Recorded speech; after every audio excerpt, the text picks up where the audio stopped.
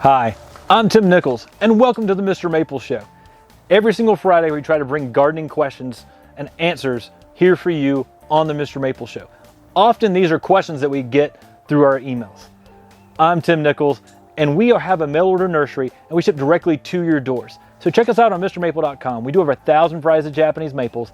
That's our specialty, but we also do azaleas, conifers, ginkgos, and so much more. So go check us out on MrMaple.com. And if you like gardening content, subscribe to us on YouTube. We put daily content out every single day here on the Mr. Maple Show on YouTube. Make sure you're subscribed, give us a like, a comment. We'd really appreciate it. Today, what we're doing is we're giving you 5 tips for grafting Japanese maples. That's right, 5 tips for grafting Japanese maples. Number 5. So number 5, one of the most important things when grafting is making sure that your rootstocks are at the right stages. And what we mean by that is you're looking for white rooting on your Japanese maple. White rooting is essential. That means that that plant is in a growing, healing stage, and your Japanese maple graft is at the right stage to heal the quickest. Now, when you're grafting a Japanese maple, you're making a cut, a wound on the tree, and you're making it heal. So if you have the white roots, that's going to be essential for doing this. Now, how do you get white roots? You take the Japanese maple rootstock in, you dry them out, especially during these winter months. If you're winter grafting especially, that's what we do a lot of here at Mr. Maple. And you bring them in, let them dry out, and as they dry out, you start to get more of that white rooting stages. If your plants are too wet, your rootstocks won't be at the right stage. But if you allow them to start to dry out and you get that white rooting, you can pull out the pot and look, and you see that white rooting, you know you're at the right time to graft. Number 4. My number 4 tip for grafting Japanese maples is don't cut yourself. That may sound like a very easy thing to do, but it requires some different things. One, you got to make sure you've got a sharp knife. A dull tool will make you cut yourself very easily when grafting. And that is one of the things I see happen all the time. The number 1 thumb is don't cut your thumb.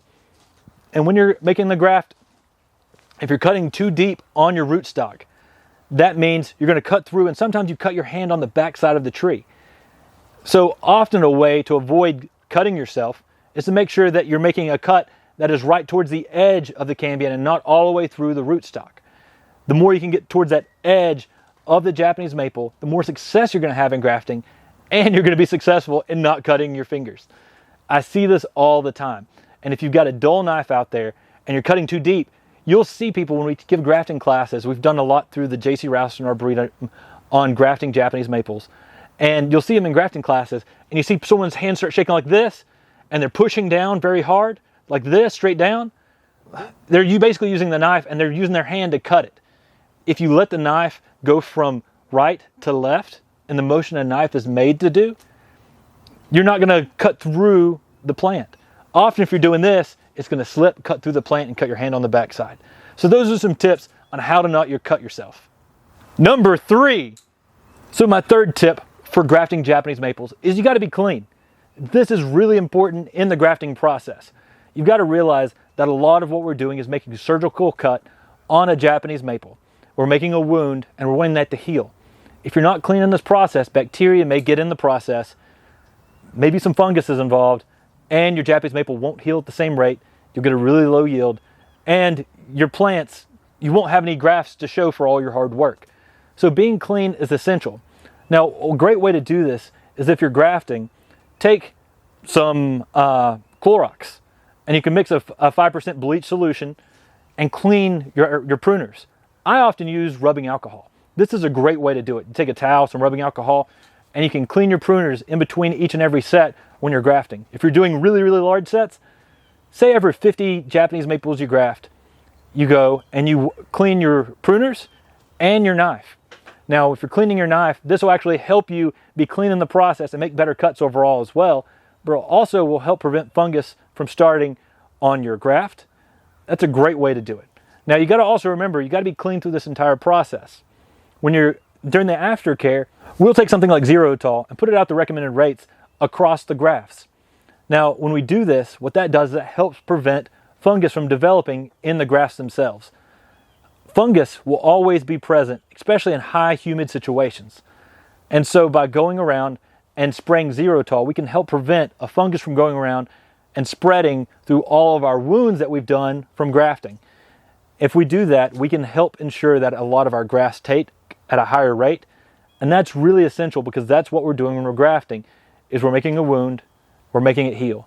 And if you can be clean during this process, you're going to be more successful when you're grafting. Number 2, one of the most important things when grafting your Japanese maple is making sure that you have a healthy rootstock and healthy scions. Those are the cuttings that you're grafting onto the rootstock. And the reason this is extremely important is because you're making a plant that's going to be wounded and you want it to heal fast. So you want to make sure that that is as healthy as possible. Now, when it comes to the rootstock, often you'll visit nurseries and the rootstock will be the thing that is the least cared for. And that should be the exact opposite. That should be the stuff that is the most cared for. While those plants are often some of the cheapest plants at the nursery, they're also some of the most important for the grafting process. So you've got to make sure that those plants are healthy, they're disease-free, and that they're growing at a good rate, so that when you graft to them, your grafts will respond, heal very quickly, and turn into great trees for my customers. Now, when it comes to Japanese maples, growing that rootstock to be at its healthiest is essential. When we're grafting, what we're essentially doing is putting a healthy root system onto a cultivar so that it can grow fast, so it can grow faster, and it can be a healthy tree in the landscape. And if the roots aren't healthy to begin with, we've got an issue. So making sure that your rootstock is extremely healthy, that is critical. The top is just as important. If you're going out and you've got scionwood plants, or what we often call mother plants here at the nursery, and you're taking cuttings from those trees, and those trees are damaged, often what will happen is you'll have a plant that lacks vigor and doesn't grow very well at an early stage. By making sure that we're grafting from plants that are extremely healthy, those plants are going to thrive and do better when grafted. Now, if you're going out there and you've got a plant that is constantly struggling, one thing we've learned is that certain plants can have a viral buildup in the tissue. Yeah, that's right. You can have a viral buildup in the tissue. So on the tips of the plant or throughout the plant, you can have a viral buildup. When you're grafting a Japanese maple and you've got a plant that's not growing well, if you're grafting that, you may be continuing that viral buildup in the next plant that you're grafting. So you always got to make sure that your rootstock are healthy and your mother plants, the scionwood that you're taking, those plants are healthy as well. Number 1, don't overwater. You always hear Matt and I talk about good drainage, and that is extremely important with your grafts as well. But often what will happen is your plants will start to leaf out, and you'll think, hey, now I can water them at the regular rate I would water a normal Japanese maple. You've got to realize at this point, if you start watering the plant very frequently, you're going to cause too much sap on your graft, and it's going to start to push off your graft at the graft point. It may look like a take, but it may not fully be healed. And if you start overwatering, you're going to have a lot of failure across all your grafts. So you really have to slowly start watering more and more until that graft is fully healed. You can't go in and just start watering right away. That's one of the biggest mistakes people make. I've made that mistake. I've definitely made that mistake of going in and saying, oh, looks like all the grafts, we've got a great yield. Start turning on the watering system. It's always best when you're watering your grafts to do it by wand and keep it at a very minimum. You just want to do just enough to keep those grafts alive. The biggest mistake people make is overwatering in the aftercare. You want to give them just a little bit of water, just enough to survive, but don't overwater. And this is extremely important, especially with your winter grafting. That's what we do a lot of here at Mr. Maple. And I hope these tips have really helped you understand better ways to be grafting Japanese maples. Here at Mr. Maple, we do a lot of it. We really appreciate you watching, subscribing, and as always, shopping on MrMaple.com.